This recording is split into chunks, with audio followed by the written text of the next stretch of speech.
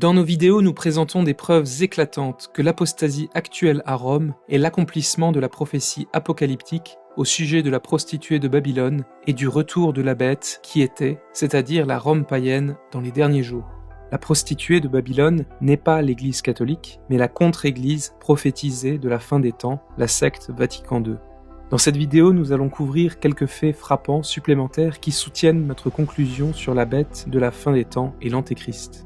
L'Apocalypse dit que la bête a 7 têtes et elle définit les 7 têtes comme étant 7 montagnes et 7 rois.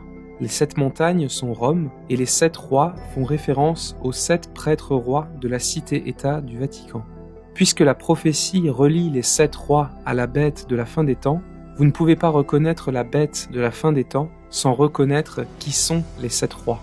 En 1929, un tout nouveau royaume, et cela se vérifie historiquement, a été établi à Rome par les accords du Latran. Le royaume est appelé la Cité-État du Vatican. Le pape Pie XI, un pape valide, a été le premier roi de la Cité-État du Vatican, l'antipape Benoît XVI étant le 7e.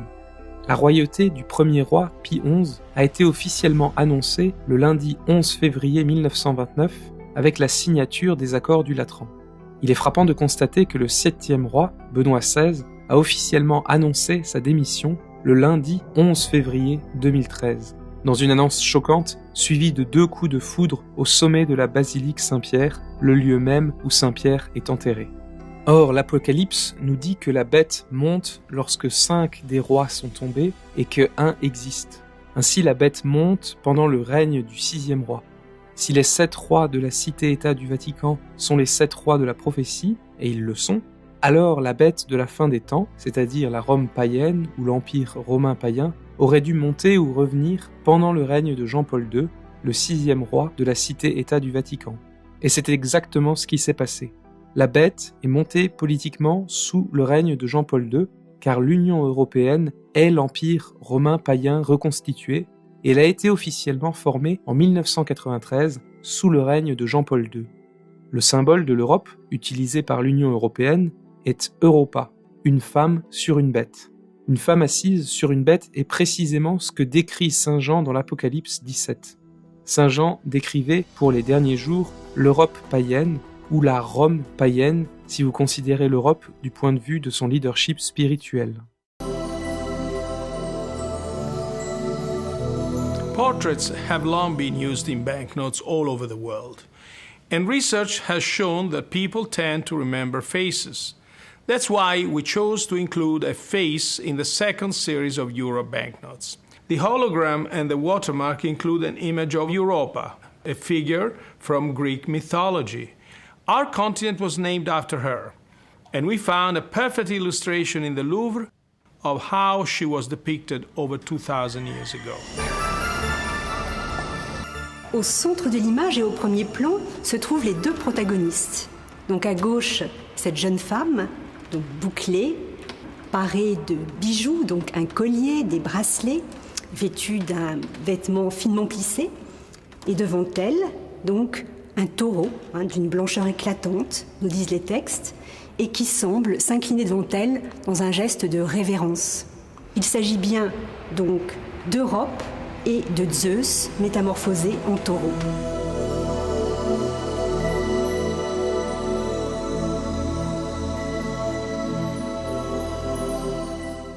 Et tout comme la bête est montée politiquement avec l'Union européenne, lorsque 5 des rois de la cité-État du Vatican sont tombés, la bête est aussi montée spirituellement à cette époque avec Jean-Paul II, le 6e roi.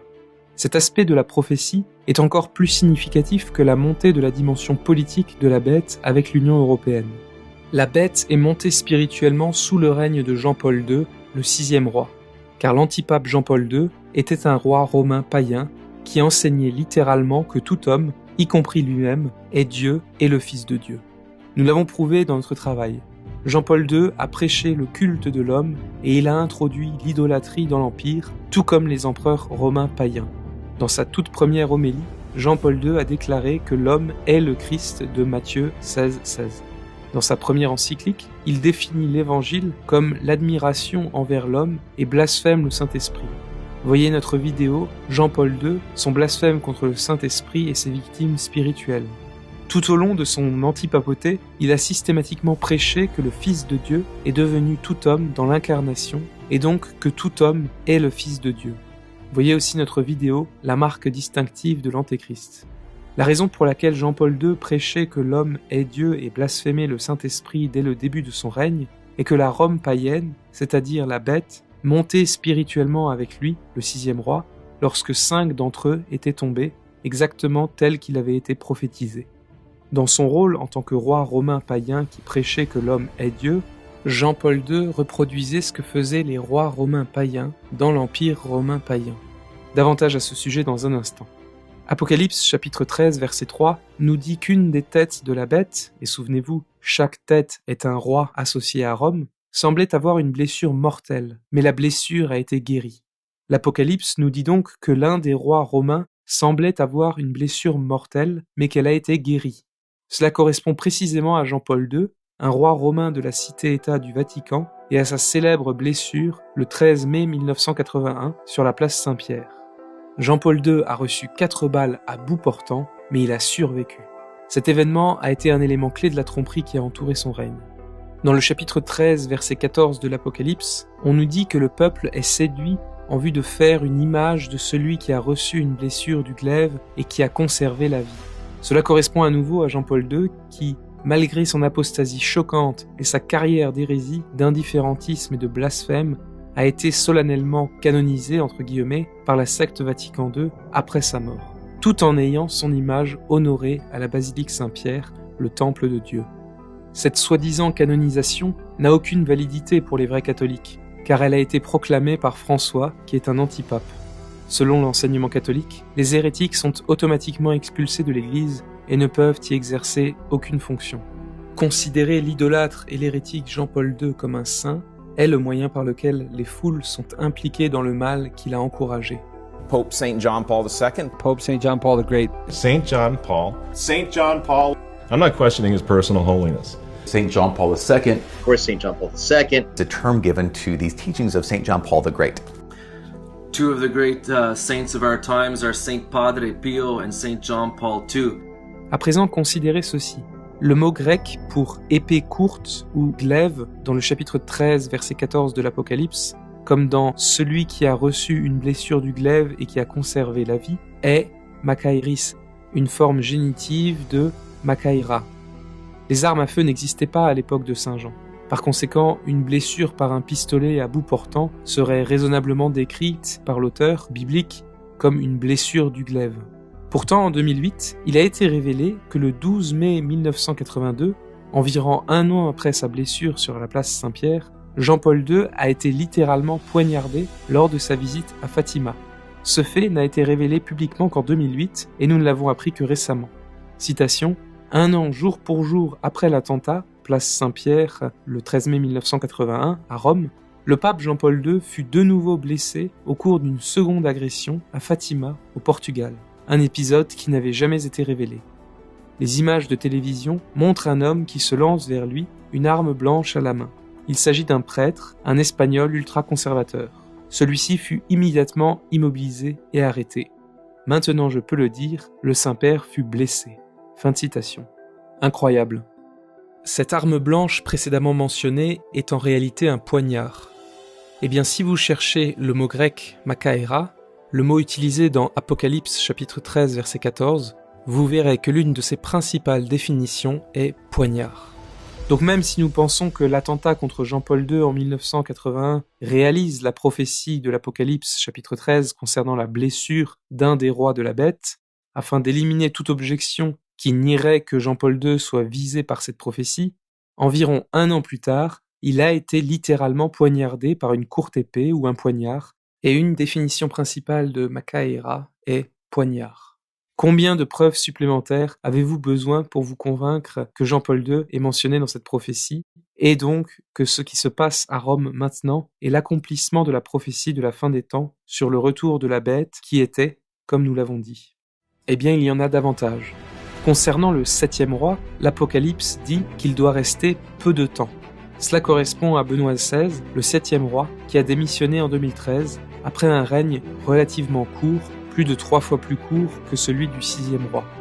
Mais voyez ceci, En 2005, juste après sa soi-disant élection, Benoît XVI a prédit que son règne serait court. Citation, Benoît XVI a prédit un court règne dans ses commentaires aux cardinaux juste après son élection. Fin de citation. Qu'il ait réalisé ou non la signification de cette déclaration, Benoît XVI l'a faite en 2005 parce qu'il était le 7e roi qui allait régner pour une courte période. Après sa démission, divers médias comme ABC News ont qualifié son règne de court. Citation, malgré son mandat plutôt court, Benoît XVI a eu un impact significatif. Fin de citation. L'antipape Benoît XVI était le 7e roi, et l'antipape apostat François n'est pas l'un des 7 rois pour 2 raisons. Nous avons déjà abordé ce sujet en détail ailleurs, mais tout d'abord, la cité-État du Vatican est une monarchie sacerdotale, un royaume de prêtres, et François n'est pas un prêtre valide, ayant été ordonné, entre guillemets, dans le nouveau rite invalide de Paul VI. Par conséquent, François n'est pas qualifié pour être un prêtre roi de la monarchie sacerdotale, la cité-État du Vatican. Deuxièmement, François rejette ouvertement tous les aspects de la royauté. Son rejet de tous les aspects de la royauté, en contradiction avec Benoît XVI, est un signe pour tous que Benoît XVI, même s'il était un antipape apostat, était le 7e et dernier roi de la prophétie. L'Apocalypse nous dit que la bête était, et qu'elle n'est plus, et qu'elle reparaîtra, et que les habitants de la terre, ceux dont le nom n'a pas été écrit dès la fondation du monde dans le livre de la vie, s'étonneront en voyant la bête, parce qu'elle était, et qu'elle n'est plus, et qu'elle reparaîtra. L'étonnement en voyant la bête fait référence au choc, à la stupeur, à la stupéfaction et à la confusion troublée que ressentent les gens à propos de ce qui s'est passé à Rome après Vatican II. À partir de Jean XXIII, des antipapes hérétiques qui n'ont pas été validement élus à la papauté ont pris possession du Vatican conformément à la prophétie conduisant à la révolution de Vatican II. En conséquence, la ville de Rome a perdu la foi et est revenue au paganisme, à l'idolâtrie et à l'impiété, réduisant la véritable Église catholique à un reste fidèle dans les derniers jours. Le retour de Rome au paganisme, à l'idolâtrie et à l'impiété dans la période post-Vatican II a provoqué choc, étonnement et confusion troublée chez ceux qui n'ont pas la grâce et la foi de reconnaître qu'une contre-église, dirigée par des antipapes et non la véritable Église catholique, est maintenant à Rome et a pris le contrôle du temple de Dieu et des structures physiques de l'Église. Father Murray, what is this, in your estimation? And are good intentions enough to receive Holy Communion in the Catholic Church? This is really a disaster, I'll say it straight out. It's a direct contradiction of what the Church has always taught. This is casting aside the message of the gospel. You're not allowed to commit adultery. That's the 6th commandment. You know, one thing that really puzzles me in this whole discussion is the resistance to describing things as they are. This is confusing. Yeah.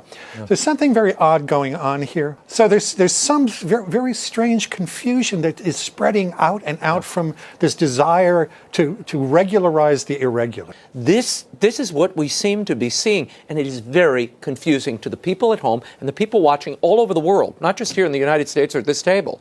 What's happening? What are these men doing? It's very difficult to understand. I just read this for like the 2nd or 3rd time today, and I'm still having trouble believing it's not fake news. The Pope giving the green light to shacking up. I'm sorry to be sarcastic. I don't know what to do with this anymore. I honestly don't. But friends, why? Why can't the Pope just issue a document that's just full-on orthodox right out of the gate? Where does this come from? What is going on anymore? I don't know what to make of this. Holy mackerel. What is this man doing? It's just unbelievable. Why is there liturgical action? I mean, we as Catholics see bowing down, burning of incense before these Pachamamas, processing them around on the Stations of the Cross, processing them into St. Peter's Square, processing them up to the altar in St. Peter's Basilica, where the first Pope, St. Peter, is buried. How are we as baptized Catholics supposed to understand this? I don't know. What do you do with this? How much worse does it have to get? How much more absurd does it have to get? Heck, what is going on? Puisqu'ils ne comprennent pas et refusent de voir que ce qui occupe Rome et le Vatican maintenant n'est pas l'Église catholique, mais la bête de la fin des temps et la prostituée de Babylone, ils sont abasourdis et profondément perplexes de voir le paganisme et l'apostasie et toute espèce d'hérésie venant de l'endroit où ils s'attendent à voir le catholicisme être enseigné. Voilà l'étonnement prophétisé face à la bête. La réaction de tant de personnes face au paganisme et au mal dans la Rome post-Vatican II est une réalisation très frappante et très claire de cette prophétie. What's happened at this synod is the exact opposite. What they're doing is they're taking a world which still has remnants of Christian truth to it, and they're paganizing it. Il convient également de noter qu'en décrivant comment la bête est sur le point de monter pendant le règne du sixième roi, Apocalypse chapitre 17 verset 8, dit que la bête était et elle n'est plus. La bête était à cette époque parce qu'elle existait sous l'Empire romain païen. Elle n'est plus à cette époque, juste avant que la bête ne monte avec l'Union européenne sous le règne de Jean-Paul II. Elle reparaîtra à cette époque lorsque 5 sont tombés, parce que de ce point de vue, la Rome païenne était sur le point de revenir dans le futur lorsque l'Union européenne a été formée sous le règne de Jean-Paul II, le sixième roi. Le retour de la Rome païenne, le retour de la bête, c'est la raison pour laquelle le paganisme est maintenant célébré et pratiqué au Vatican, aux grandes dames des masses. En 2019, une statue de Moloch, le faux dieu du sacrifice d'enfants, a été exposée à Rome près du Colisée. Cela s'est produit 7 jours seulement avant que l'idole païenne Pachamama ne soit adorée dans les jardins du Vatican et, entre guillemets, bénie par l'antipape François. Ce ne sont là que quelques-uns des exemples du retour de la Rome païenne, conformément à la prophétie. Beaucoup de gens ne peuvent pas comprendre pourquoi ou comment ce genre de choses peut se produire à Rome. Notre travail explique pourquoi. L'exemple le plus significatif du retour du paganisme à Rome se trouve dans l'indifférentisme religieux et les hérésies officiellement prêchées par les antipapes de Vatican II et dans les fausses doctrines de la religion de Vatican II. Examinons maintenant une autre réalisation frappante de la prophétie sur le retour de la bête, c'est-à-dire de la Rome païenne à notre époque. Tout d'abord, notez que si les empereurs romains étaient techniquement parlant des empereurs plutôt que des rois, ils étaient en réalité des rois. Voyez par exemple Jean chapitre 19 verset 15 où Tibère César, l'empereur romain de l'époque, est qualifié de roi. Dans ce verset, on lit que les gens qui ont appelé à la crucifixion du Christ ont déclaré « Nous n'avons de roi que César ». Ainsi les empereurs romains étaient de facto des rois romains, et l'honneur accordé à l'empereur romain païen et à son image était l'honneur accordé à un roi romain païen. Or dans l'empire romain païen, on pratiquait le culte de l'empereur. De diverses manières, certains empereurs romains étaient traités comme s'ils étaient divins. Cependant, il est extrêmement important de noter que dans la capitale elle-même, c'est-à-dire à Rome même, dans le culte officiel de l'État, un empereur ne pouvait recevoir le culte divin qu'après sa mort. Cela est crucial pour comprendre un aspect de ce qui se passe au Vatican aujourd'hui et comment il accomplit la prophétie sur le retour de la bête qui était. Voici quelques citations sur ce point. Dans un commentaire sur le livre de l'Apocalypse, Grant Osborne dit, citation, « Alors que les Grecs donnaient un statut divin aux souverains de leur vivant, les Romains ne déclaraient traditionnellement leur empereur des dieux qu'après leur mort. Cependant, c'était plutôt le cas à Rome même. » Fin de citation. Comme le dit Stephen Friesen dans un livre sur les cultes impériaux et l'Apocalypse de Jean, citation, « Le système romain du divus dans lequel les bons empereurs étaient divinisés après leur mort par un vote du Sénat. » Aussi, comme l'écrit Itai Gradel dans Culte de l'empereur et religion romaine, citation, « Politique officielle dans le culte d'État de la capitale où un empereur ne pouvait recevoir le culte divin qu'après sa mort. » Fin de citation. Considérez ceci avec attention. C'est extrêmement important pour comprendre comment la secte Vatican II accomplit la prophétie au sujet de la bête. Bien que dans l'Empire romain, certains empereurs romains vivants aient parfois reçu ce qui équivalait à l'honneur divin dans des cultes privés ou non officiels, dans le culte officiel de l'État à Rome même, les empereurs ne pouvaient pas recevoir le culte divin avant de passer par une cérémonie spéciale dite de déification après la mort. Permettez-moi de le répéter, Rome païenne, la bête qui était, déifiait, entre guillemets, les rois romains païens lors d'une cérémonie spéciale après leur mort. Et ce n'est qu'alors que ces rois romains païens décédés pouvaient recevoir, selon eux, un statut spirituel spécial. Beaucoup ont été choqués et se sont interrogés sur le phénomène plutôt étrange, à savoir que malgré tous les scandales, les maux et les mauvais fruits qui ont suivi Vatican II, Jean XXIII, Paul VI et Jean-Paul II ont été, entre guillemets, canonisés par la secte Vatican II. Le tout dans un laps de temps relativement court, même si dans la véritable Église catholique, seuls 2 papes ont été canonisés au cours des 500 dernières années, Pie X et Pie V. Because what we're seeing now, of course, is the canonization, not of individuals, but the canonization of the entire revolution of Vatican II. They're using canonization, the process of canonization, to make heroes of revolutionaries. Thomas More, John Fisher, Edmund Campion, all martyrs for the faith. It took 400 years for them to be canonized. And today, well, I remember Paul VI. When I was a kid, he was the Pope. Wasn't that long ago. They're just flying through these now, just pumping these guys out. Little saint-making factory. Quand vous reconnaissez que ce que nous voyons est le retour de la Rome païenne, vous comprenez pourquoi cela se produit. Jean XXIII, Paul VI et Jean-Paul II étaient littéralement des rois romains païens de la cité-État du Vatican, comme nous l'avons montré. Ils ont promu l'iniquité, l'idolâtrie et l'hérésie. La secte Vatican II est la composante spirituelle de la bête de la fin des temps. C'est le retour de la Rome païenne. Ainsi, tout comme l'Empire romain païen a officiellement honoré les rois romains païens décédés et leur a donné un titre spécial après leur mort, la nouvelle version de la bête s'est mise à, entre guillemets, canoniser tous les antipapes décédés qui étaient également des rois romains païens qui ont joué un rôle important dans la religion inique de Vatican II, à l'exception jusqu'à présent de Jean-Paul Ier qui n'a régné que pendant 33 jours et Benoît XVI qui est mort le 31 décembre 2022. Voilà pourquoi il y a eu cet empressement à, entre guillemets, canoniser ces perfides rois romains et antipapes Vatican II. C'est une réalisation évidente de la prophétie sur le retour de la bête qui était la Rome païenne. Cela montre que nous vivons au temps de la bête de la fin des temps. Mais je vais être très clair. Je ne dis pas du tout qu'une véritable canonisation catholique est idolâtre ou que cela signifie que la personne qui est canonisée est considérée comme divine. Bien sûr que non.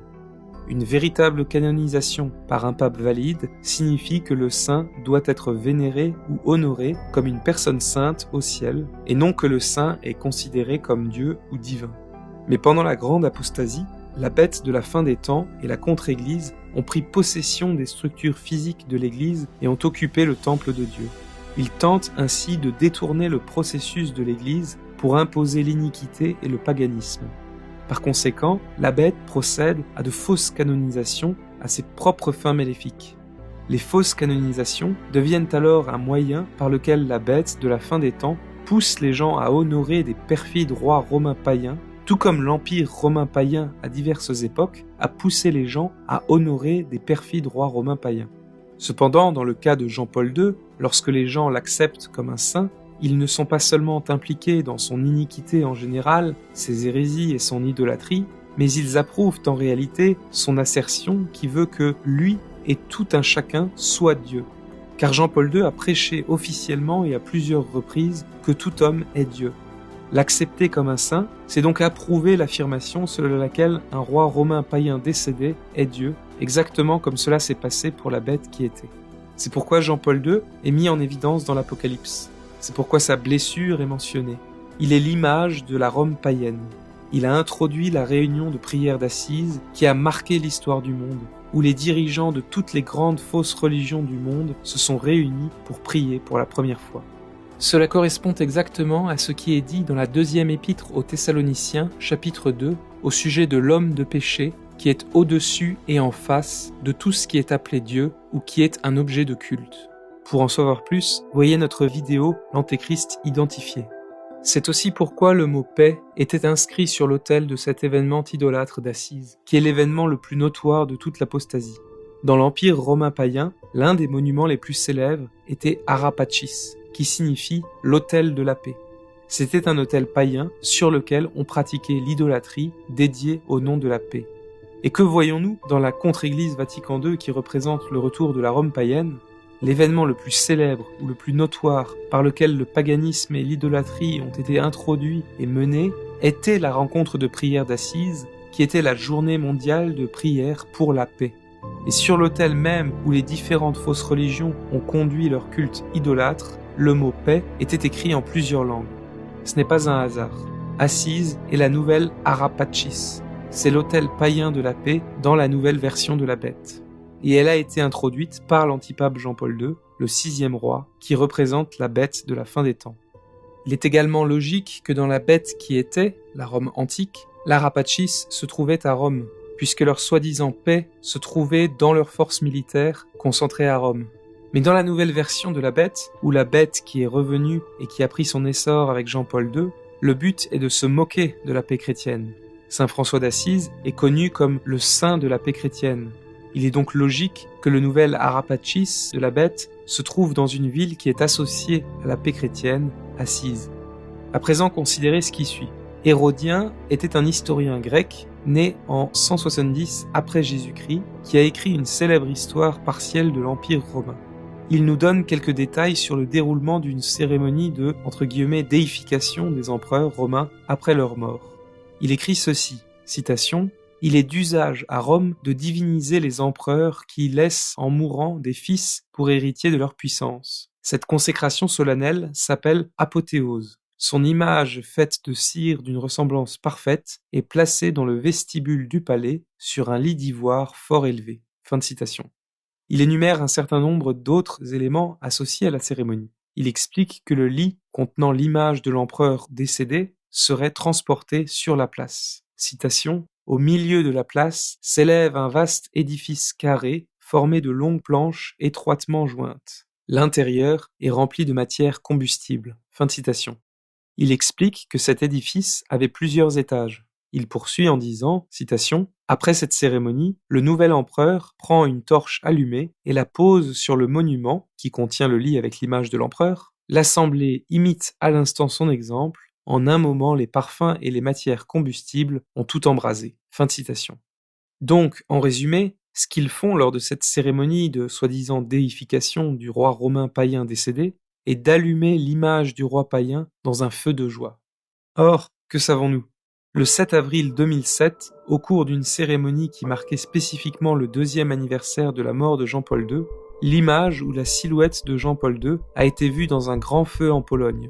Ceci a fait la une des journaux internationaux. These are images that everyone is talking about this morning. The late Pope John Paul II, as you know, left an indelible mark on the world's Catholics, especially those in his beloved native land of Poland. And now some are claiming that he is reaching out to them once more. CBS News correspondent Sheila McVicker reports. A familiar, iconic image. The bonfire was in Poland, the Pope's home, on the 2nd anniversary of his death last April.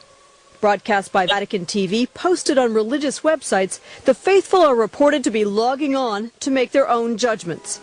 A Polish priest and close friend of the former pontiff has declared that he too sees an image of a person and believes it to be the Pope. L'image de Jean-Paul II a été vue dans un feu, tout comme on allumait l'image des rois romains païens décédés dans un feu pendant la cérémonie de, entre guillemets, déification, précisément parce qu'avec lui, la bête est revenue, comme nous l'avons dit. C'est une autre réalisation évidente de la prophétie concernant le retour de la bête qui était. Si cela, ainsi que les autres faits que nous avons couverts, ne vous convainc pas que nous sommes corrects, que le règne de Jean-Paul II a représenté l'accomplissement de la prophétie sur le retour de la bête, alors nous ne savons pas ce qui vous convaincra. Examinons maintenant un autre aspect de cette prophétie. Comme nous l'avons mentionné, l'Apocalypse indique que la bête monte lorsque 5 des rois romains sont tombés et que 1 existe. Cela fait référence au retour de la Rome païenne avec l'Union européenne sous le règne de Jean-Paul II, le 6e roi de la cité-État du Vatican. Mais la bête n'existe pas seulement dans les derniers jours. Rappelez-vous, la bête était ou existait durant la Rome païenne et elle a été remplacée par l'Europe chrétienne avant de revenir dans les derniers jours sous le 6e roi de la cité-État du Vatican. La bête a donc eu 2 passages dans sa carrière, si vous voulez. La bête était, puis elle a été remplacée par l'Europe chrétienne, et puis elle est revenue. Nous pensons que l'affirmation selon laquelle 5 des rois sont tombés et 1 existe s'applique également à la première fois que la bête est montée au 1er siècle. L'Empire romain a été techniquement établi sous Auguste en 27 avant Jésus-Christ, le successeur de Jules César. Certains soutiennent donc qu'Auguste a été le premier empereur romain, et que si les 7 rois de l'Apocalypse, chapitre 17, s'appliquaient aux 7 premiers empereurs, le conte devrait commencer par Auguste et non par Jules César.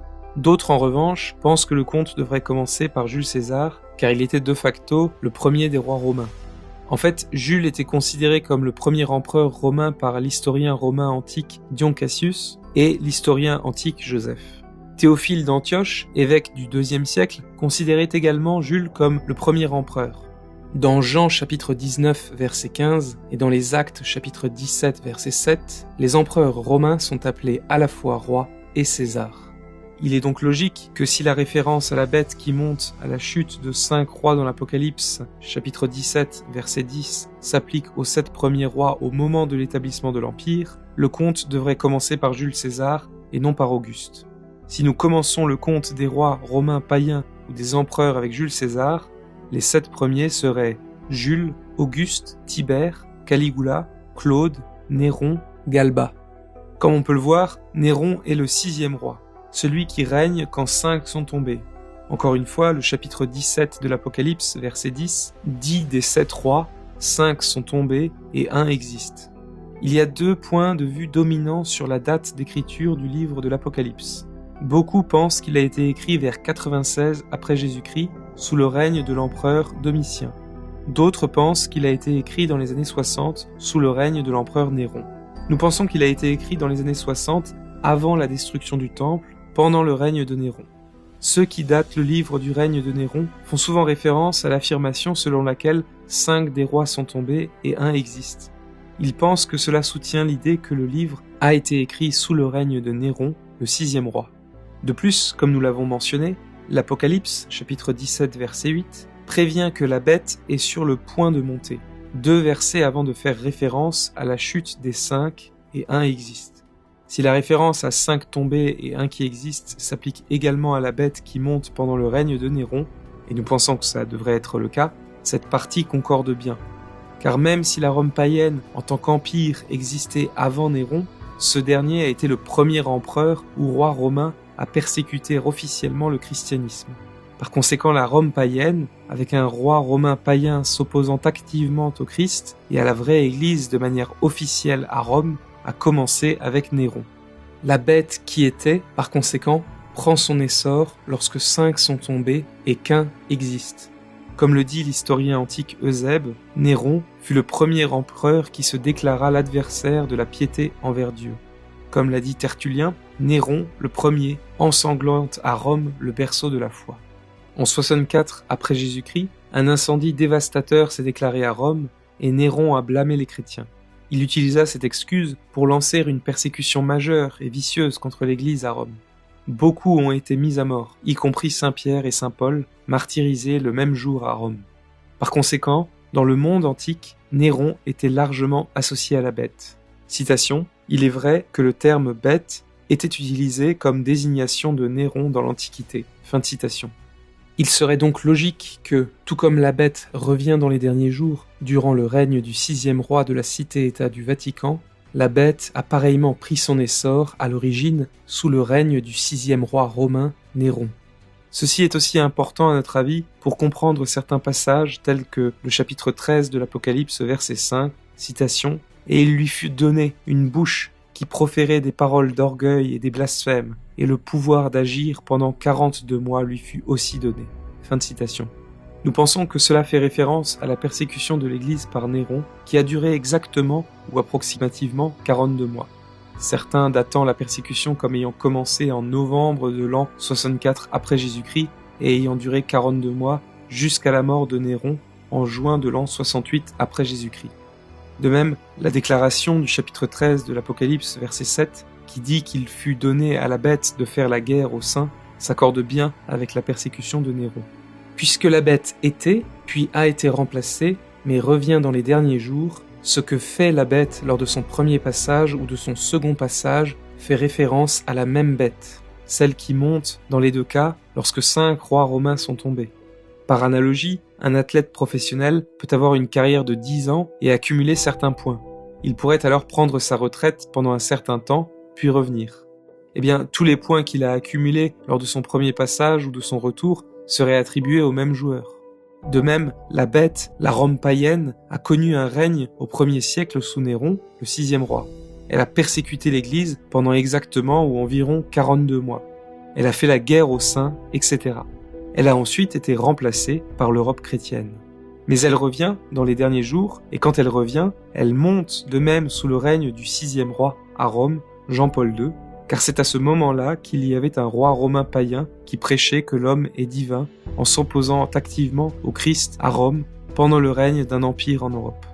Et tous les détails que nous avons couverts montrent que la bête est effectivement revenue pendant le règne de Jean-Paul II, le 6e roi de la cité-État du Vatican.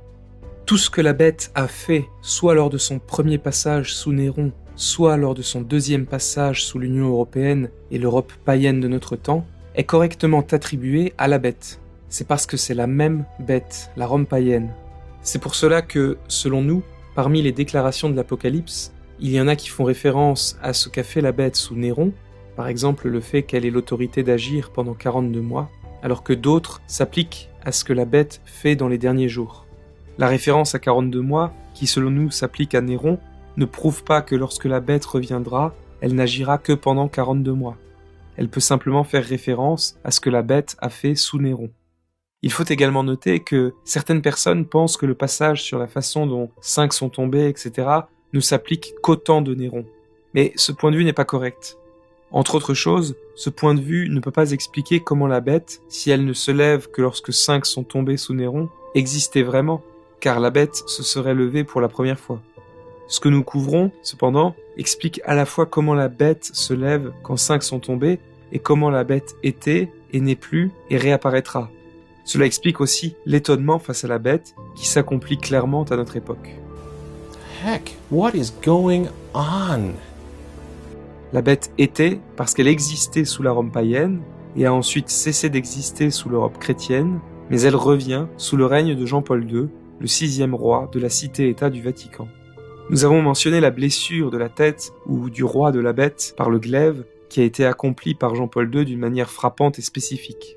Dans le chapitre 13 de l'Apocalypse, verset 3, cette blessure est appliquée à une tête de la bête, dont le chapitre 17 de l'Apocalypse indique qu'il s'agit d'un roi romain. Dans le chapitre 13 de l'Apocalypse, verset 14, la blessure est appliquée à la bête elle-même. La blessure peut être appliquée au roi de la bête et à la bête elle-même, car le roi qui est blessé, Jean-Paul II, est un reflet de la bête et est lui-même l'Antéchrist. Ce roi qui est blessé est l'image de la bête. Permettez-moi de l'expliquer encore. La blessure de la bête par le glaive, dont la bête est rétablie, s'applique à la fois à Jean-Paul II et à la Rome païenne elle-même. La Rome impériale païenne, en tant que persécuteur officiel de l'Église, a été blessée par le glaive de Constantin et du christianisme. Par la force de l'Évangile et la puissance du glaive, l'Empire a été livré au christianisme. Et ce faisant, la bête, la Rome païenne, a subi une blessure qui semblait fatale. L'Empire, qui avait été le persécuteur du christianisme, est devenu un empire chrétien. Ainsi, l'Europe chrétienne a donné à la Rome païenne une blessure qui semblait fatale. Mais avec la repaganisation de l'Europe sous les perfides rois de la cité-État du Vatican, après Vatican II et la formation de l'empire impie de l'Union européenne, la blessure que la Rome païenne a subie aux mains de l'Europe chrétienne a été guérie. In Linares, Spain, the Church of Santa Barbara is now Chaos Temple, a skateboard park. But before you get angry with the owners of Frankenstein, understand that Europe today has more empty church buildings than it knows what to do with, because Europe is by and large no longer Christian. These are the remnants of a lost civilization, Christian civilization. It was once at the very heart of European life and culture. Those days are long gone. The data is clear. Christianity in Europe is dying. Coming to Europe, these are post-Christian people. They have moved away from Christianity. In Finland, a Christian member of parliament faces possible prison time for simply tweeting Bible verses that condemn homosexuality. And Boulevant warns it will probably get worse as Europe returns to its pagan roots. Et ceci est très significatif car même si les Juifs ont fait pression pour que Jésus soit mis à mort, le Seigneur Jésus-Christ a été cloué sur la croix par les Romains. Rome pensait avoir un pouvoir sur le Seigneur lorsqu'elle l'a mis à mort, alors qu'en fait, Jésus n'offrait pas seulement le sacrifice par lequel les hommes sont sauvés, mais en quelques centaines d'années, la foi du Christ allait conquérir tout cet empire romain et l'unifier par son nom. C'était un aspect supplémentaire de la victoire du Christ sur Rome. Mais dans les derniers jours, la bête riposte, si vous voulez, et réintroduit le paganisme en Europe avec un roi païen à Rome, prêchant le blasphème même, c'est-à-dire que l'homme est Dieu, chose qu'ont enseigné les rois romains païens. Et il le faisait d'une manière particulière pour se moquer de l'Évangile, en prêchant par exemple que l'homme est le Christ de Matthieu, chapitre 16, verset 16. Ainsi, la bête qui était revient. Et c'est pourquoi la blessure de la bête fait référence à la Rome païenne elle-même, blessée par le christianisme et en voie de rétablissement. Mais elle s'applique aussi très spécifiquement à l'image de la bête, c'est-à-dire au roi blessé, Jean-Paul II. En tant qu'image de la bête, la vie de Jean-Paul II était un reflet de la bête dans son ensemble. La bête est blessée par le glaive et se rétablit. De même, Jean-Paul II est littéralement blessé par le glaive et se rétablit. La bête mettait en scène des rois romains païens prêchant que l'homme est divin. Jean-Paul II était littéralement un roi romain païen prêchant que l'homme est divin. La bête, entre guillemets, déifiée des rois païens après leur mort et brûlait leur image dans un feu de joie. Jean-Paul II a été solennellement, entre guillemets, canonisé et son image a été vue dans un bûcher le jour du 2e anniversaire de sa mort. La bête a encouragé une idolâtrie à multiples facettes en Europe. Jean-Paul II institue à Assise une réunion de prière idolâtre historique mondiale, symbole de la grande apostasie. La bête avait un célèbre monument d'idolâtrie appelé l'Autel de la Paix. Jean-Paul II tient cet événement idolâtre d'Assise sur un autel dédié au nom de la paix. Dans la bête, divers rois romains païens qui ont promu la position selon laquelle l'homme est divin ont vu leur image honorée. Jean-Paul II était un roi romain païen qui prêchait que l'homme est divin et qui a eu son image honorée, etc. Et c'est pourquoi, lorsque les gens honorent son image, ils ne font pas qu'approuver son iniquité, son idolâtrie, etc., mais ils vénèrent la Rome païenne elle-même parce que c'est ce qu'il représente.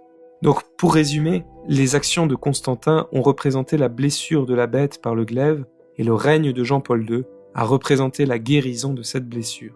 Nous avons également souligné que la réunion de prière d'Assise de 1986 est chargée d'une signification apocalyptique. Il s'agissait d'une réunion de prière historique mondiale d'idolâtrie. C'était l'événement le plus notoire de la grande apostasie. C'était un signe énorme du retour de l'Europe païenne et de la bête. En réalité, comme nous l'avons déjà mentionné, l'autel où l'idolâtrie fut conduite était dédié au nom de la paix, correspondant précisément à l'Ara Pacis, l'autel païen de la paix dans l'Empire romain païen. Gardez cela à l'esprit. À présent, considérez ce qui suit. La transformation historique de l'Empire romain païen en un empire chrétien, c'est-à-dire la blessure de la bête, a commencé avec Constantin et sa célèbre victoire sur Maxence au pont de Milvius en 312. Ce fut l'un des événements les plus importants de l'histoire humaine et chrétienne. À la veille de cette bataille, Constantin a reçu une vision dans laquelle il a vu le signe du Christ et de la croix et les mots « Par ce signe, vous vaincrez ». Plus tard, ce jour-là, Constantin a reçu une autre vision dans laquelle Jésus-Christ lui ordonnait d'utiliser son signe dans la bataille. Portez une attention particulière à la date.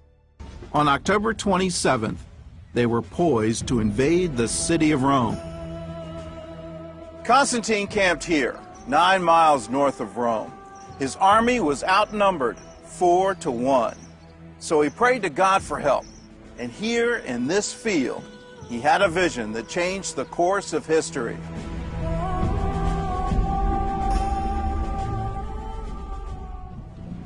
Around noon, Constantine looked up at the sky and saw a sign above the sun. The symbol was a cross formed by the Greek letters chi and rho, the first 2 letters in the name of Christ. Above the sign were the words, "Conquer by this." That night, the strange sign appeared again. Constantine said that in his sleep, the Christ of God appeared to him and instructed him to use the sign as a standard in battle. Le 27 octobre de l'année 312, Constantin reçut le signe par lequel il va conquérir la bête païenne romaine. Le même jour, Jésus-Christ lui apparut.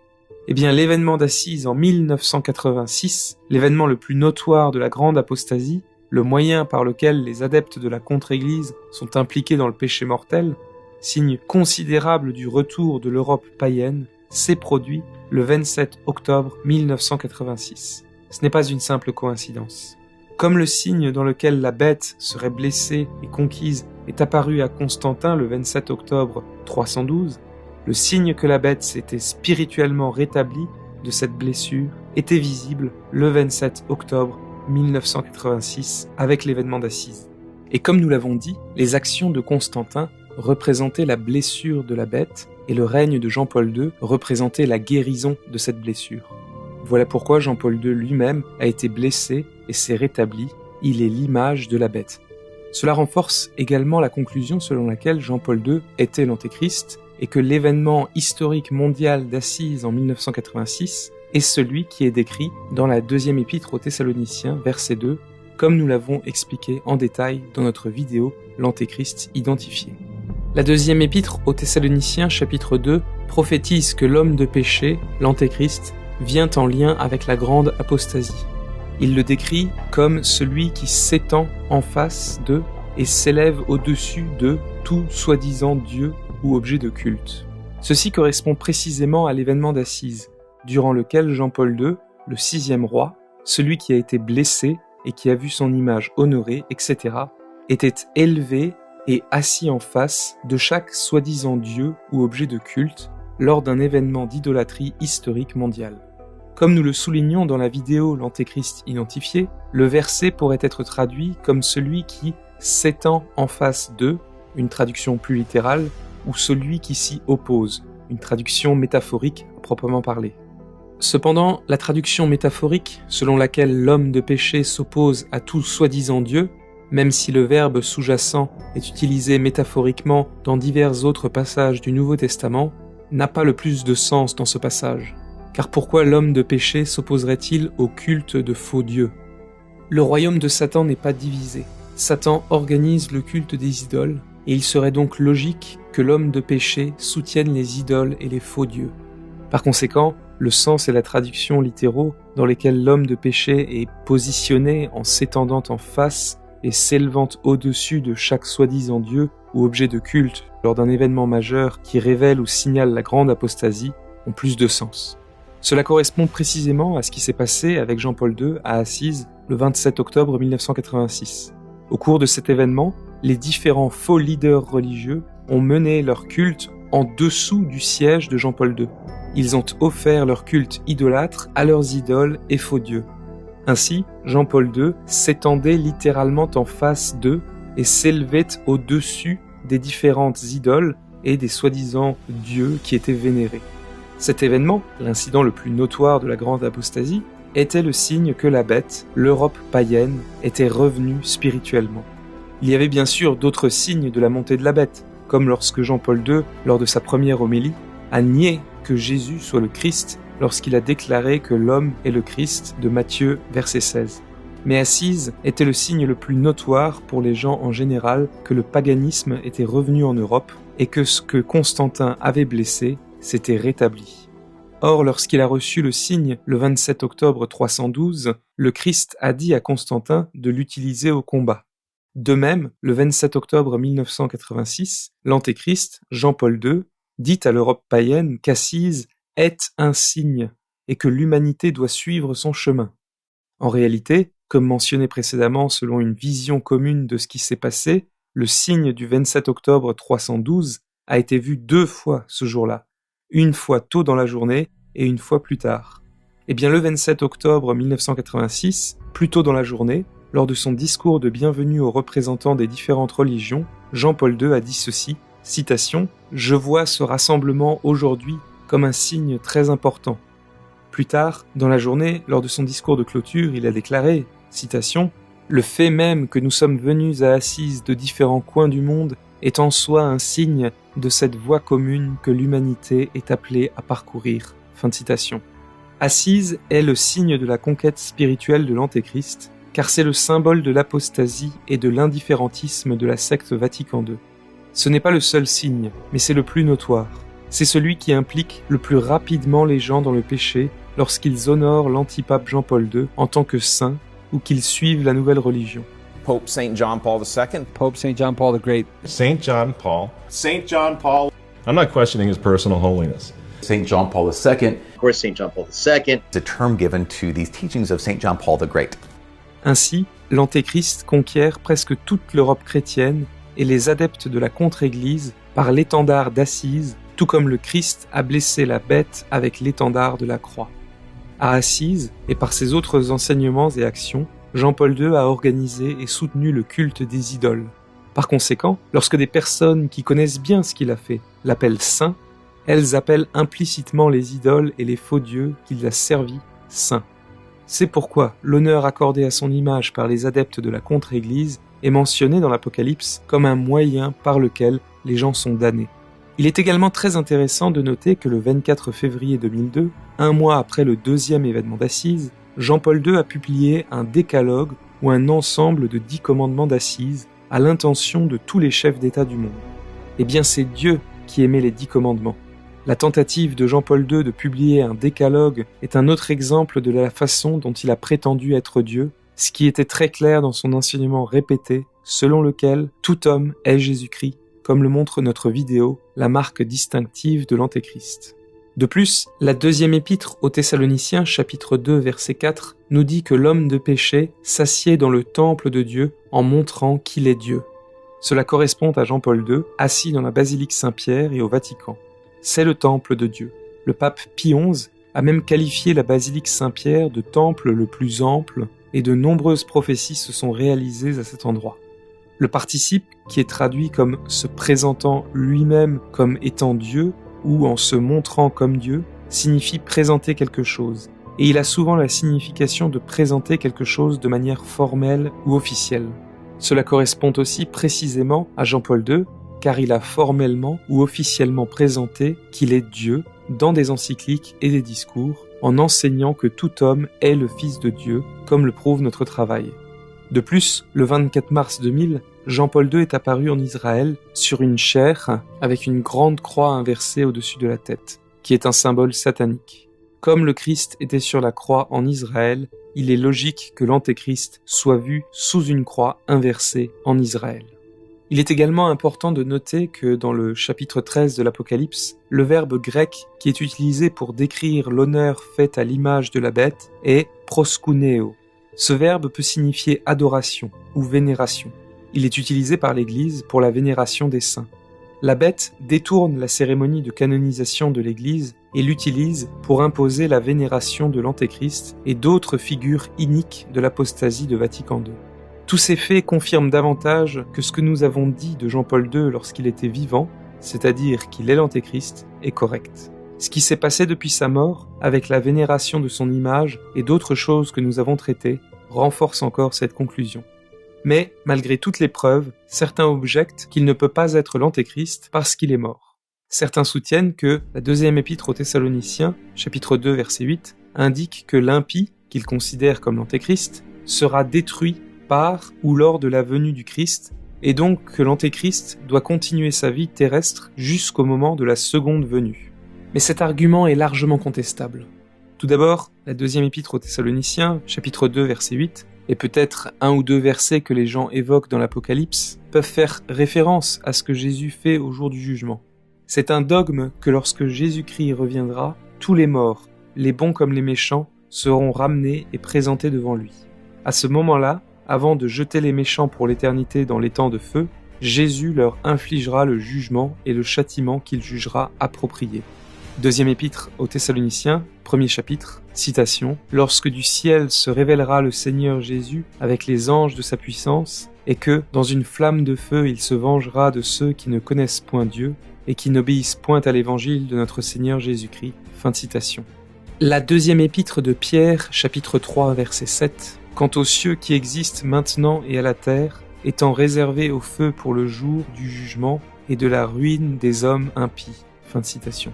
Saint Pierre fait référence à la destruction des impies au jour du jugement. Les gens mauvais ne cesseront pas d'exister, mais ils seront détruits ou vaincus de la manière que le Christ juge appropriée et jetés en enfer. Dans la deuxième épître aux Thessaloniciens, chapitre 2, verset 8, il y a des variantes textuelles. Certaines lectures indiquant que le Christ tuera ou fera mourir l'impie par le souffle de sa bouche, d'autres indiquant qu'il le consumera. Les deux cas peuvent être une référence à ce que le Christ fait au jour du jugement. En fait, même si l'on utilise le verbe dont l'interprétation est « tuer », Une forme de ce verbe est interprétée comme « enlever » ou « abolir » dans la lettre aux Hébreux, chapitre 10, verset 9, dans le sens de « rendre un effet nul ». Le Christ enlèvera ou abolira les mauvais règnes de toutes les personnes perfides au jour du jugement. En réalité, des considérations logiques sur l'ordre de ces événements semblent favoriser fortement l'idée que toute rencontre du Christ avec les méchants sur terre a lieu après la résurrection générale. Saint Thomas d'Aquin, citation, « La résurrection précédera le jugement, autrement tous les yeux ne verraient pas le Christ jugé. Or, l'embrasement du monde précédera la résurrection. » Fin de citation. Premier épître aux Thessaloniciens, chapitre 4, indique que la résurrection des justes aura lieu avant toute rencontre entre le Seigneur Jésus et les justes qui vivent jusqu'à la seconde venue.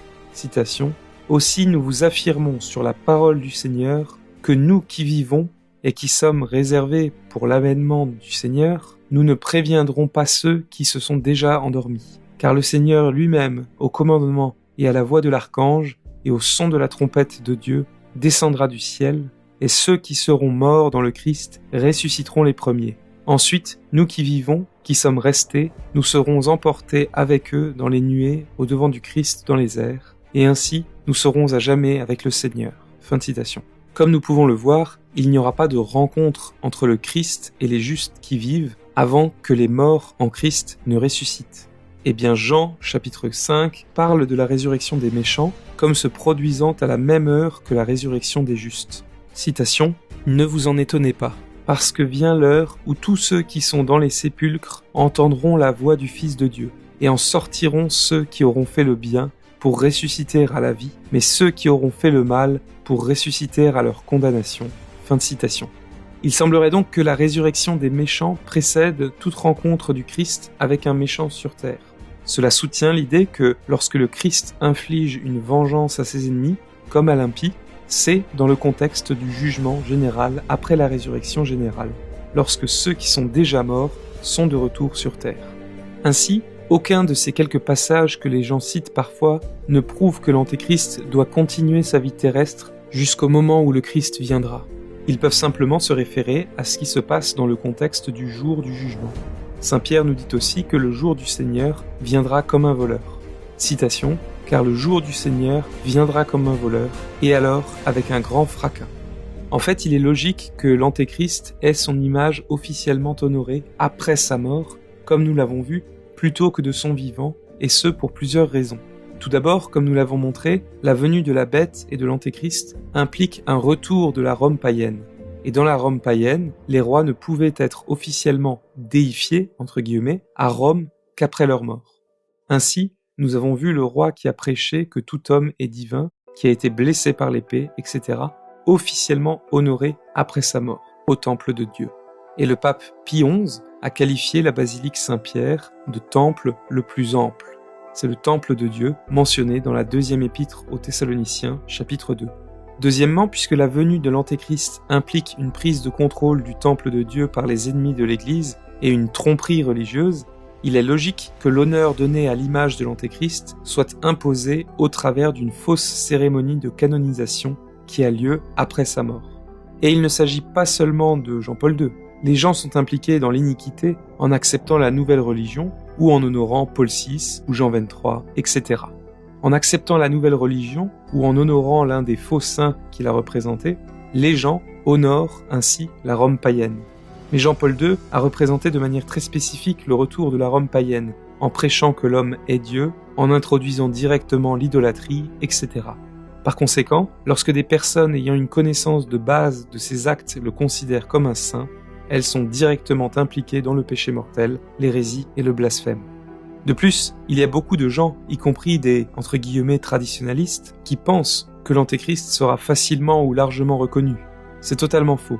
Encore une fois, d'après le chapitre 13, verset 14 de l'Apocalypse. Citation, « Elle séduisit ceux qui habitaient sur la terre, disant aux habitants de la terre de faire une image à la bête qui a reçu une blessure du glaive et qui a conservé la vie. » Fin de citation. Remarquez, les gens sont séduits jusqu'à honorer l'image de l'Antéchrist. Par conséquent, les gens en général ne réaliseront pas qui est l'Antéchrist. Pope St. John Paul II. It's Jason Everett, author of St. John Paul the Great. Well, Francis visited the tomb of St. John Paul II today on his feast day. Another great gift idea for you is the St. John Paul II Single Decade Rosary. And this rosary is made with large 10mm wood beads, a silver-plated papal crucifix, and a centerpiece that features a profile image of our beloved St. John Paul II in prayer. Look at this beautiful smile. Pope St. John Paul II with his welcoming, radiant smile. If this doesn't bring a good memory back to you, what will? Il est également intéressant de noter qu'il existe une variante textuelle dans l'Apocalypse, chapitre 13, verset 14. La majorité des manuscrits grecs disent, citation, « Il trompe les miens qui habitent sur la terre » ou, comme on pourrait le traduire, « Il trompe mon propre peuple qui habite sur la terre ». D'autres disent qu'elle trompe les habitants de la terre. Dans les deux cas, il s'agit d'une tromperie religieuse qui amène les gens à honorer l'image. La lecture du texte majoritaire soulignerait simplement que cette tromperie prend au piège de nombreux baptisés dans le peuple de Dieu, mais qui tombent dans le mal par le biais de cette tromperie. Ainsi, tous ceux qui pensent que l'Antéchrist sera facilement ou largement reconnu et que nous attendons simplement le jour où il entrera sur la scène mondiale pour que tous le voient, ne savent pas de quoi il parle. Sa venue s'est produite au moyen d'une tromperie. Ainsi, la deuxième épître aux Thessaloniciens, chapitre 2, versets 9 à 10, dit qu'il viendra par l'opération de Satan au milieu de toutes sortes de miracles, de signes et de prodiges menteurs, et avec toute séduction d'iniquité pour ceux qui périssent, parce qu'ils n'ont pas reçu l'amour de la vérité afin d'être sauvés. C'est pourquoi Dieu leur enverra une opération d'erreur, de manière qu'ils croiront au mensonge. Cela correspond à Jean-Paul II. De nombreuses fausses apparitions et de faux messages sont apparus pendant son règne qui ont convaincu les gens qu'il était le bon ou, entre guillemets, le pape de Marie. En fait, la fausse apparition de Medjugorje a commencé à peine 2 mois après la blessure de Jean-Paul II. C'était l'un des nombreux faux signes qui ont trompé les gens au sujet de l'Antéchrist. De plus, même si Jean-Paul II a trompé le monde sur le vrai 3e secret de Fatima, il a réussi à se faire reconnaître comme le héros du faux 3e secret de Fatima. Ils ont décidé de révéler. C'était une autre partie de la tromperie qui entourait l'Antéchrist. De plus, le mot Antéchrist n'est pas dans l'Apocalypse. Cependant, celui qui est blessé et dont l'image est ensuite honorée est souvent considéré comme l'Antéchrist. Nous avons présenté des preuves accablantes que cela fait référence à Jean-Paul II. En effet, la première épître de Jean, chapitre 1, verset 22, nous trouvons la définition de l'Antéchrist dans les Écritures inspirées comme suit, citation, « Qui est le menteur, sinon celui qui nie que Jésus soit le Christ ? Celui-là est l'Antéchrist, qui nie le Père et le Fils. » Fin de citation. Ainsi, l'Antéchrist est défini dans l'Écriture sainte comme celui qui nie que Jésus est le Christ. Et ce faisant, cette personne nie le Père et le Fils. Voilà l'Antéchrist. Eh bien, c'est exactement ce qu'a fait l'antipape Jean-Paul II dans sa toute première homélie qui a marqué le début de son, entre guillemets, ministère. Il a déclaré que la nouvelle vérité sur l'homme est que tu es le Christ, le Fils du Dieu vivant, alors que cette vérité ne s'applique bien sûr qu'à Jésus, et non à l'homme en général. Il a ainsi nié que Jésus soit l'unique Christ, et a directement réalisé la définition de l'Antéchrist. Et il a continué à enseigner cette même hérésie de bien des façons tout au long de son anti-papauté. Voir notre vidéo, la marque distinctive de l'Antéchrist. Et ce même homme est le 6e roi qui a été blessé, qui a son image honorée, etc. Ceci parce qu'il était l'Antéchrist. Le pape Pie X a également déclaré que le caractère propre de l'Antéchrist est l'homme à la place de Dieu, et c'était le caractère propre de l'antipape Jean-Paul II. De plus, la prostituée de Babylone est assise sur la bête de la fin des temps. La prostituée de Babylone est liée à l'Antéchrist. Nos vidéos Apocalypse 18.2 vient de se réaliser et Babylone est tombée fournissent des preuves évidentes que les prophéties sur la prostituée de Babylone se sont accomplies avec une précision frappante à la basilique Saint-Pierre et au Vatican à notre époque. La première épître de Pierre, chapitre 5, verset 13, Saint Pierre, écrivant de Rome, l'appelle Babylone. Dans le Nouveau Testament, Babylone n'est pas seulement un nom de code pour Rome, mais plus précisément, elle fait référence au lieu de Rome où se trouve Saint Pierre. Saint Pierre est enterré sous le maître-autel de la basilique Saint-Pierre au Vatican. Il est donc tout à fait logique que les prophéties sur Babylone de la fin des temps s'accomplissent à l'endroit même où Saint Pierre est enterré, et c'est ce que nous avons vu. Par exemple, dans le chapitre 18, verset 2 de l'Apocalypse, nous lisons que l'ange cria d'une voix forte « Elle est tombée, Babylone la grande, elle est devenue une habitation de démons, une prison pour tout esprit immonde, une prison pour tout oiseau immonde, ainsi qu'une prison pour toute bête immonde et détestable. » Cette prophétie fait référence à Babylone, devenant la prison de tous les oiseaux et bêtes immondes. Cette prophétie s'est spécifiquement réalisée à la basilique Saint-Pierre au Vatican le 8 décembre 2015, lors du spectacle de lumière Fiat Lux. Lors de cet événement, des images de différents oiseaux et animaux ont été projetées sur la façade de la basilique Saint-Pierre, correspondant précisément à ce qui est dit dans le chapitre 18 de l'Apocalypse, verset 2.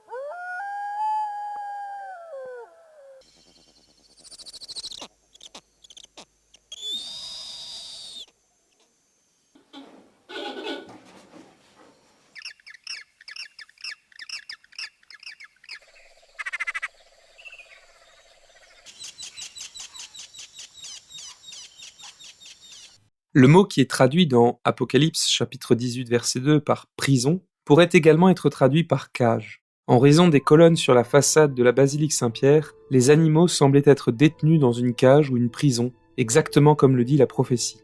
L'événement Fiat Lux au Vatican a symbolisé la chute de la ville de Rome dans l'impureté et l'apostasie dans les derniers jours, à la suite du retour du paganisme à Rome sous les antipapes Vatican II et de leur contre-église de la fin des temps, la secte Vatican II. C'est ce dont parlent les prophéties sur la prostituée de Babylone en général. L'Église catholique n'est pas la prostituée de Babylone. La secte Vatican II, la contre-église de la fin des temps, est la prostituée de Babylone. Saint Jean écrit que Babylone est tombée, ce qui indique que l'endroit où se trouve Saint-Pierre, Babylone, se tenait fermement auparavant. Mais maintenant, dans les derniers jours, elle est devenue l'habitation des démons.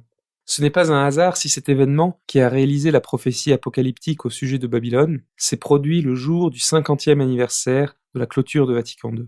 Vatican II, qui s'est achevé le 8 décembre 1965, était le concile d'apostasie qui a inauguré et caractérise la contre-église apocalyptique, la prostituée de Babylone de la fin des temps.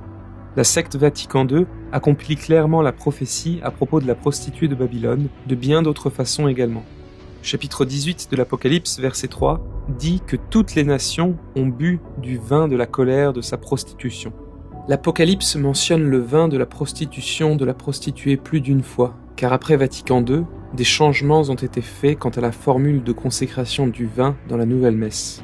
Le changement du mot « beaucoup » par « tous » dans la forme de la consécration a falsifié les paroles du Christ et a rendu ces pseudomesses invalides.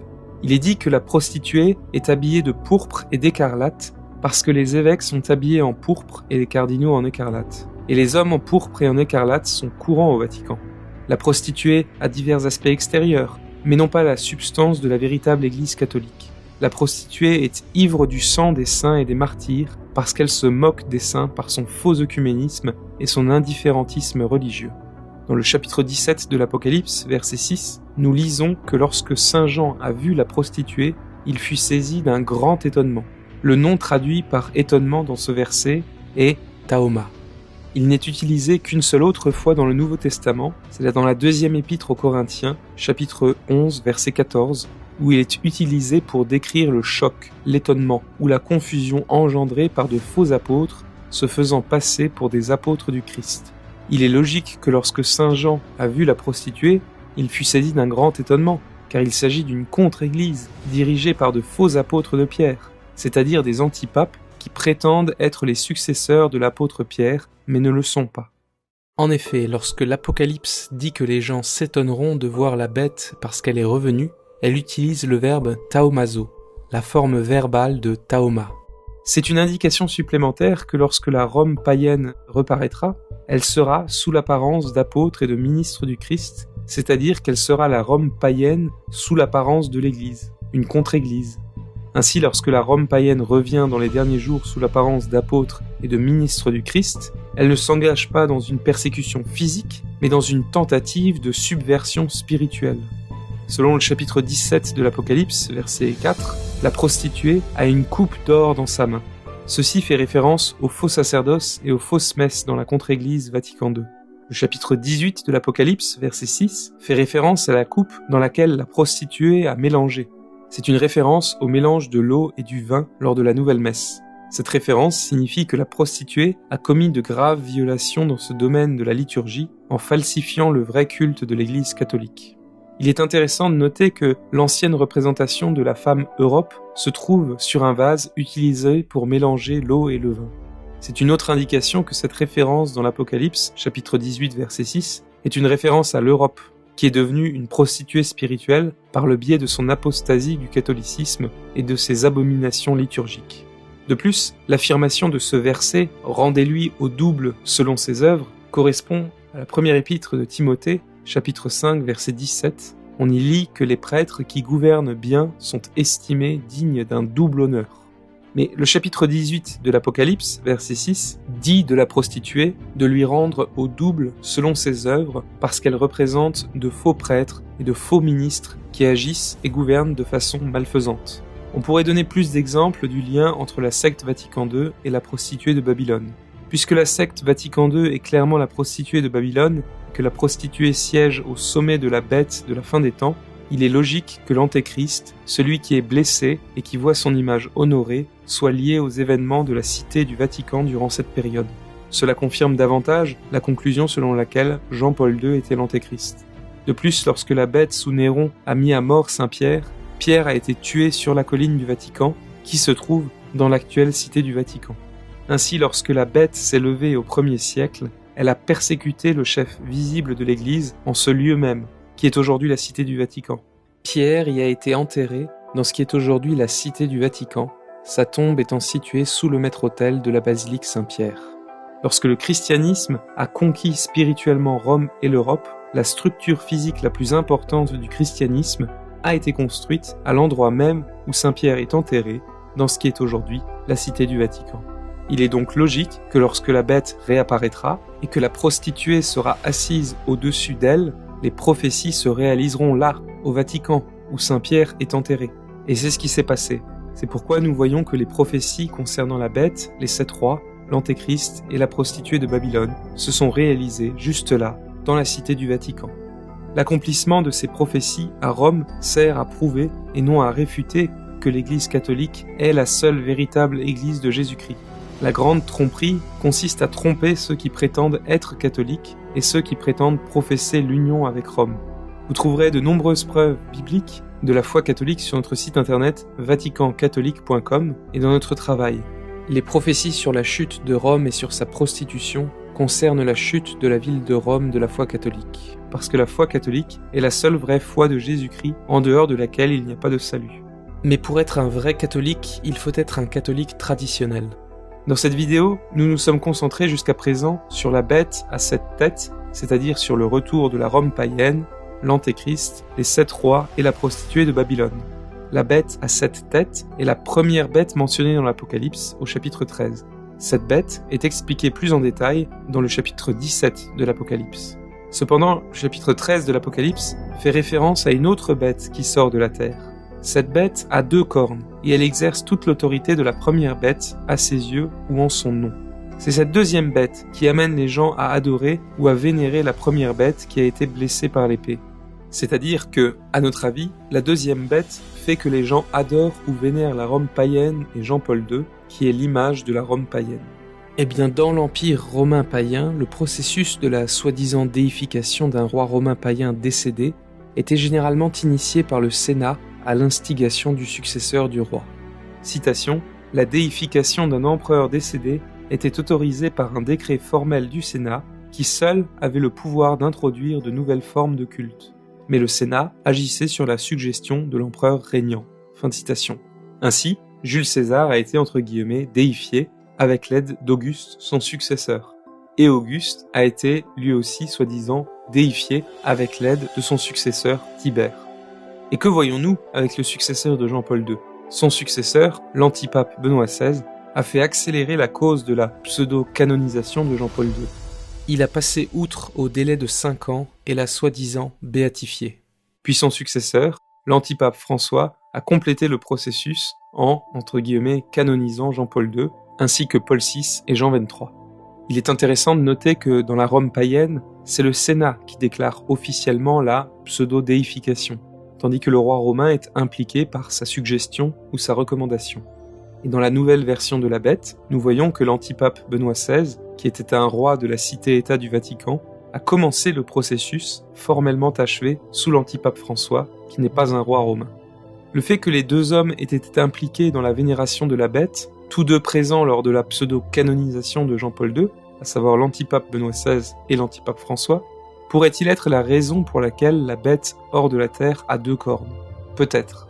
Il est également intéressant de constater que lorsque Benoît XVI était encore vivant, les partisans de la contre-église étaient divisés entre Benoît et François, certains soutenant que Benoît XVI était le pape valide, d'autres que c'était François. Ils ne se rendent pas compte que tous deux étaient ou sont des antipapes apostats de la contre-église. De plus, le terme distinct « un existe » paraît dans l'Apocalypse chapitre 17 verset 10 pour décrire le 6e roi, celui qu'on décrit en grec comme l'unique. Le 6e roi est l'unique. À notre avis, le terme « un existe » est relié à l'Apocalypse chapitre 13 verset 3 où l'on trouve le récit de la bête qui est blessée à la tête. Le 6e roi est celui qui est blessé.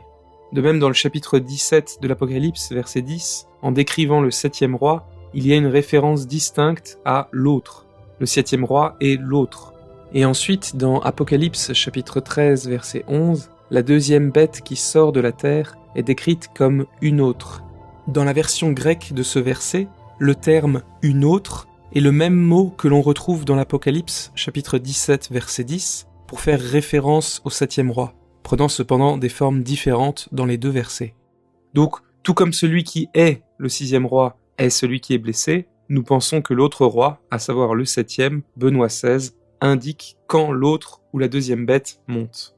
En d'autres termes, la raison pour laquelle le chapitre 17 de l'Apocalypse se focalise spécifiquement sur les 6e et 7e rois, c'est que la première bête de l'Apocalypse chapitre 13, l'unique, monte sous le 6e roi, et la 2e bête de l'Apocalypse chapitre 13, l'autre, qui amène les gens à honorer la première bête, monte sous le 7e roi. L'Écriture nous dit donc que la 2e bête amène les gens à honorer la première bête qui a été blessée par le glaive et qui a pourtant survécu. Que voyons-nous sous Benoît XVI ?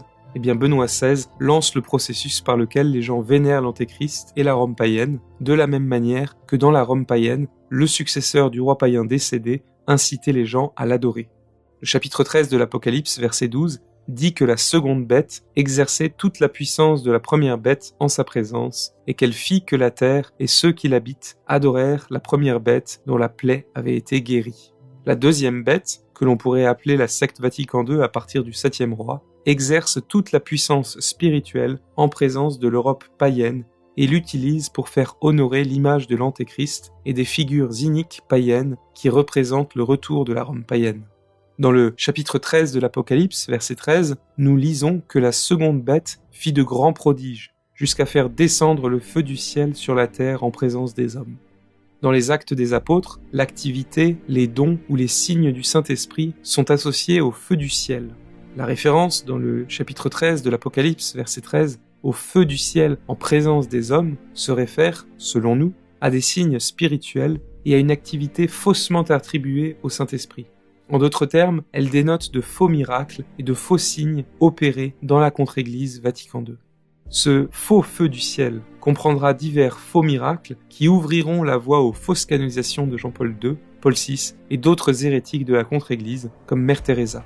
Ceci inclurait également le faux mouvement charismatique qui constitue un faux feu du ciel. Le mouvement charismatique a contribué à la construction du culte de l'Antéchrist Jean-Paul II dans différentes parties du monde. L'image de Jean-Paul II dans le bûcher, qui était considérée comme son apparition du ciel dans le feu, à l'occasion du 2e anniversaire de sa mort, est directement liée à la cérémonie de fausse déification dans la Rome païenne, comme nous l'avons expliqué. Mais elle serait également incluse dans la catégorie du faux feu du ciel en présence des hommes. Divers faux signes se sont produits dans la secte Vatican II qui ont joué un rôle dans l'élan donné à la vénération de l'Antéchrist et de la Rome païenne. Le mot qui est traduit comme « en présence de » dans ce verset signifie « enopion ». Il peut signifier « aux yeux de » ou « selon l'avis de ».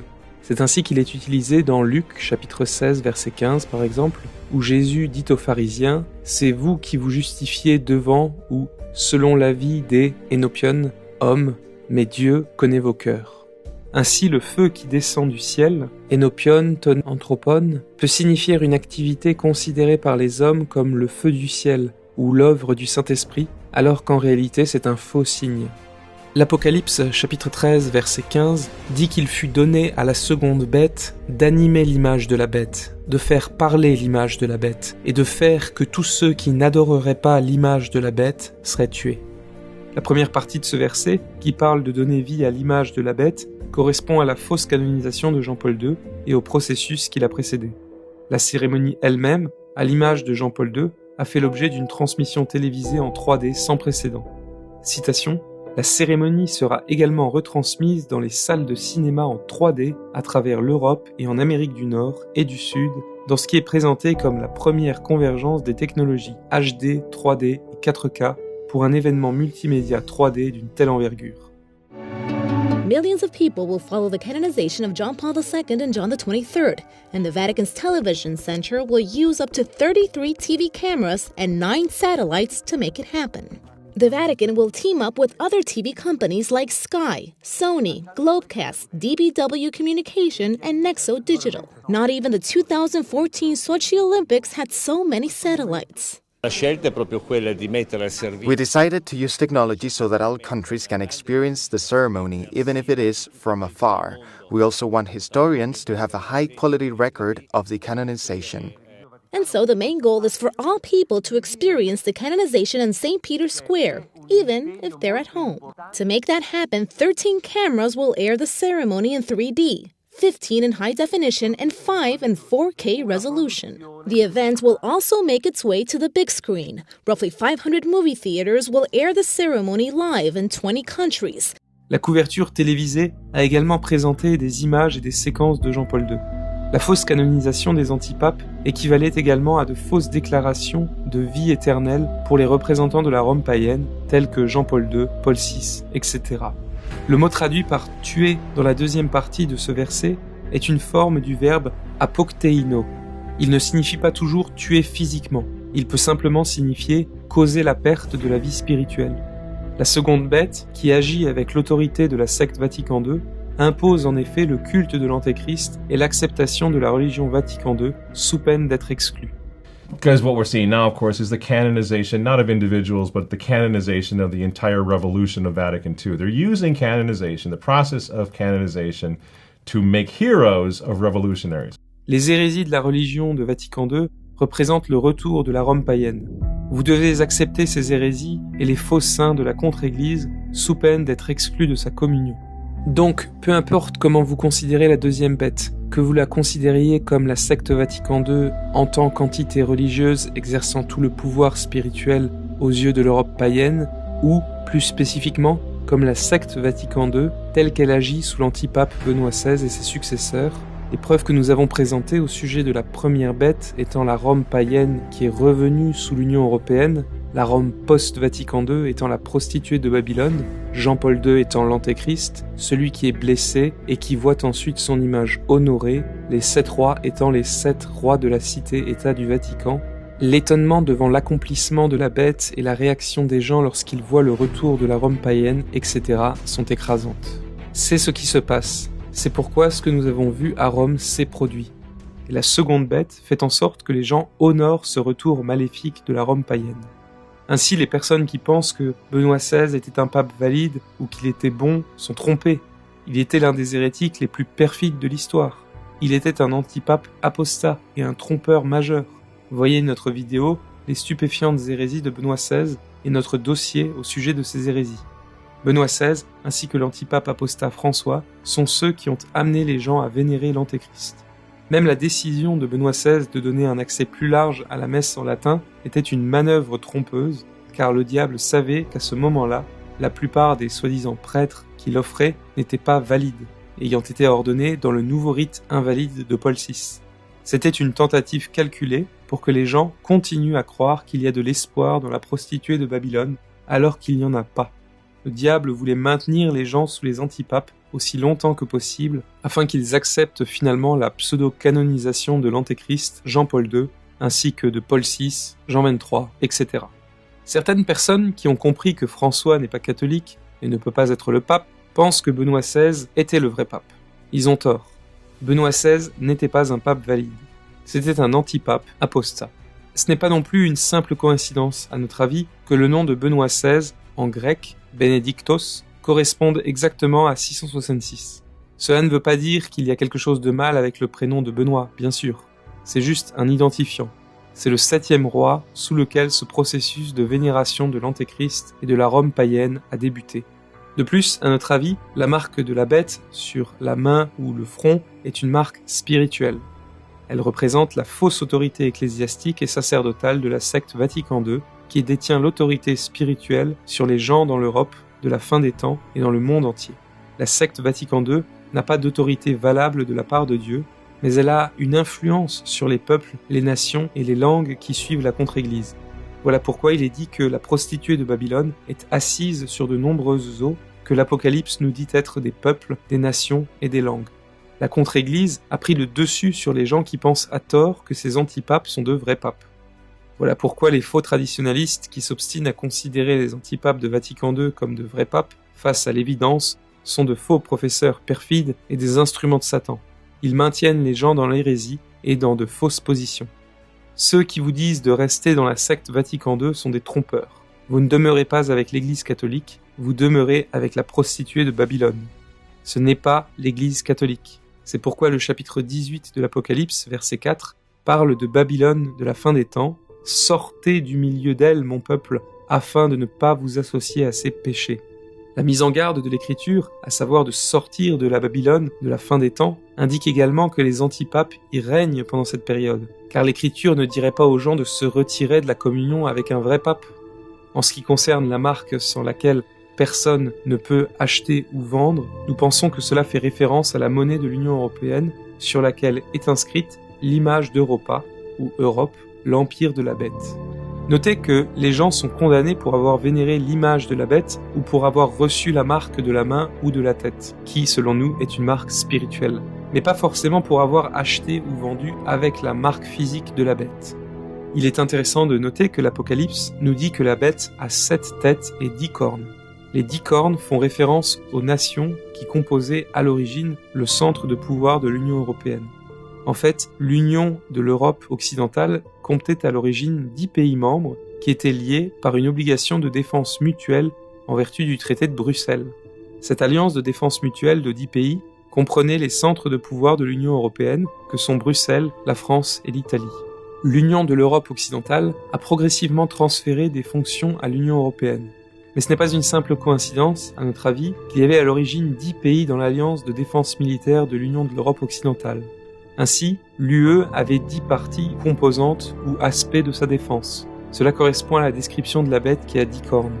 En ce qui concerne François, qui est un antipape totalement apostat, il parle en effet pour la Rome païenne en ce moment. Il représente la contre-église démasquée. En effet, beaucoup de gens qui sont aveugles à la perfidie des trompeurs Jean-Paul II et Benoît XVI sont consternés par François.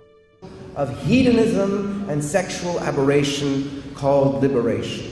That gospel, that anti-gospel, is promoted all throughout the world. And it is becoming increasingly, as John Paul II and his successor predicted it would be, a tyranny. The media doesn't help at all because the media is on the other side and uses the Pope's words to bash Catholic activists in America and all over the West. Le fait qu'ils reconnaissent que François a des problèmes n'indique pas qu'ils ont découvert toute la vérité. Il s'agit plutôt d'une réalisation de la prophétie selon laquelle les adeptes de la contre-église s'étonneront et seront choqués par l'activité de la bête, surtout après le 7e roi. We have sometimes been shocked by things that we have heard. Si ces personnes veulent vraiment se réveiller, embrasser la vérité et être sauvées, elles doivent identifier et rejeter toute la secte Vatican II et ses antipapes maléfiques. La raison pour laquelle Dieu a permis que cela se produise est la mauvaise volonté des gens. Dieu a vu que les gens n'appréciaient pas la vraie foi, les vrais sacrements, la vraie messe, etc. Il a donc permis que presque tout cela leur soit enlevé. La véritable Église catholique existe toujours et elle est visible malgré la contre-Église de Rome. Vous écoutez un membre visible de la vraie Église de nos jours. Et Dieu a permis que la vraie Église soit réduite presque autant qu'elle peut l'être dans la grande apostasie, parce que les gens ne méritent pas plus que cela. Comme l'a dit Jésus, « Et quand le Fils de l'homme viendra, pensez-vous qu'il trouve la foi sur la terre ?» Luc chapitre 18, verset 8. De nos jours, en général, les gens ne méritent pas d'avoir un vrai pape à Rome qui soit reconnu par le monde entier. Ils ne méritent pas d'avoir une présence catholique florissante dans chaque diocèse. Ils ne le méritent pas. Ils méritent la désolation.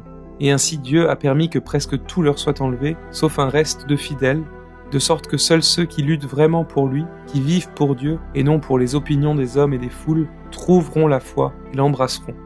Au premier chapitre d'Ésaïe, verset 21, nous lisons au sujet de Jérusalem, la ville sainte à l'époque de l'Ancien Testament, citation « Quoi donc ? La cité fidèle est devenue une prostituée. Elle était remplie d'équité, la justice y habitait. Et maintenant, il y a des assassins. » Fin de citation. Dieu a permis à sa ville sainte de devenir une prostituée. Cela s'appliquait à la ville de Jérusalem dans l'Ancien Testament, cela s'applique à la ville de Rome et non à l'Église catholique dans les derniers jours. Beaucoup de gens regardent la situation actuelle de Rome et perdent ainsi la foi en Dieu et en l'Église catholique. C'est idiot. Certaines personnes ont décidé de devenir protestantes, schismatiques, orientaux ou même athées. Ils sont dupés par le piège du diable. Comme nous l'avons montré, cette situation a été prophétisée. L'Église catholique a toujours été et reste la seule véritable Église de Jésus-Christ. Pour être sauvé, il faut être un vrai catholique traditionnel qui rejette la secte Vatican II et pratique la vraie foi. Notre travail explique comment faire.